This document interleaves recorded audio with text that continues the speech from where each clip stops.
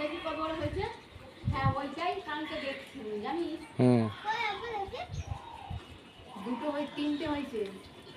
ডালটা এইটুখানি তো এটা। ওটা এইটুখানি।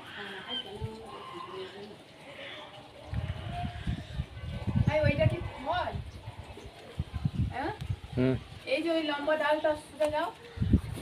ওই বড়াটা দেখো। ওইখানে হয়েছে নাকি?